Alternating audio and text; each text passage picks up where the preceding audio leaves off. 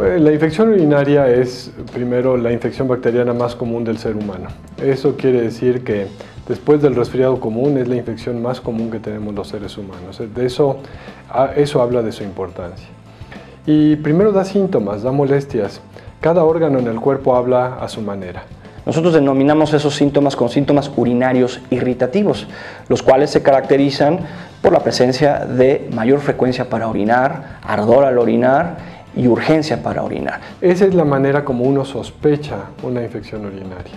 Cuando existe esta sospecha hay que ratificarla y la manera es hacer un examen de orina donde se ven datos de inflamación y un cultivo de la orina que nos ratifica este diagnóstico, nos dice qué bacteria es y a qué tratamiento es sensible. Entonces es una mezcla de síntomas y exámenes de laboratorio muy sencillos.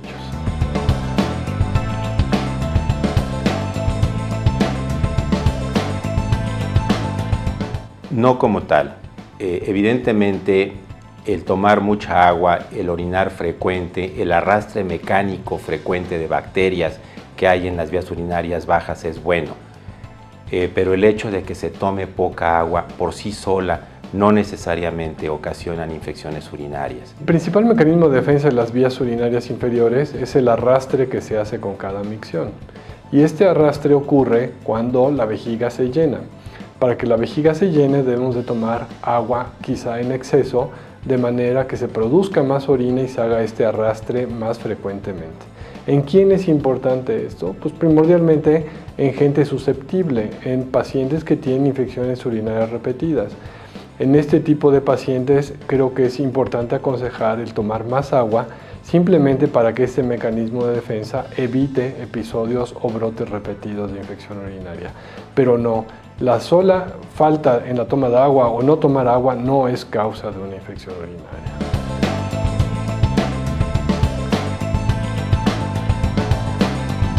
Esencialmente, los cálculos en las vías urinarias pueden ser de diferentes composiciones. Los más frecuentes son los de calcio y los de ácido úrico, y en ellos no intervienen las infecciones para su formación. Hay un tipo de cálculos que se conocen como de struvita, que son de fosfato, amonio y magnesio, en donde en ellos sí las infecciones crónicas, sobre todo por Escherichia coli o por bacterias que desdoblan la urea, van a poder ocasionar que se formen estos cálculos de struvita. Una infección de la orina puede ocasionar cambios específicamente en el pH de la orina, y esto puede favorecer la agregación de ciertos cristales que pueden estar libres en la orina, y entonces se favorece la formación de cálculos. Pero a su vez la presencia de cálculos también favorece infección urinaria, porque los cálculos tienen propiedades donde las bacterias residen ahí, y entonces esto genera un círculo vicioso entre la infección y el cálculo urinario y el cálculo y la infección urinaria.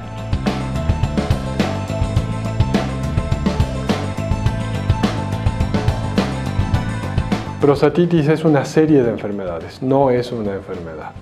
Hay prostatitis agudas, que es una enfermedad inconfundible, donde hay un cuadro febril, muchas molestias urinarias, el paciente se siente muy mal, se hace un cultivo, sale una bacteria. Esa es la forma fácil de diagnóstico. El problema es la prostatitis crónica, porque dentro de las prostatitis crónicas hay tres tipos. Una donde sí hay bacterias, una donde no aislamos bacterias y una tercera que ni siquiera hay inflamación desde el punto de vista médico, es decir, no hay glóbulos blancos en las muestras de la próstata. En general yo diría que es infecciosa, pero no siempre. A veces es inflamatoria y a veces probablemente ni siquiera sea la próstata la enferma. Me refiero a que un tipo de lo que antes llamábamos prostatodinia, es decir, dolor de la próstata, ahora el término se ha cambiado y se llama dolor pélvico crónico. Esto implica que probablemente ni siquiera sea la vía urinaria la que esté enferma, pero los síntomas que el paciente tiene son semejantes a las otras formas de prostatitis.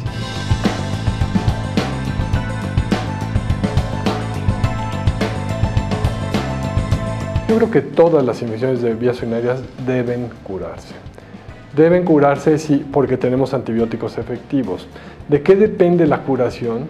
Pues depende de la gravedad de la infección primero. Es decir, hay infecciones muy serias por gérmenes productores de gas, por ejemplo, en los cuales a veces no es el antibiótico el único tratamiento.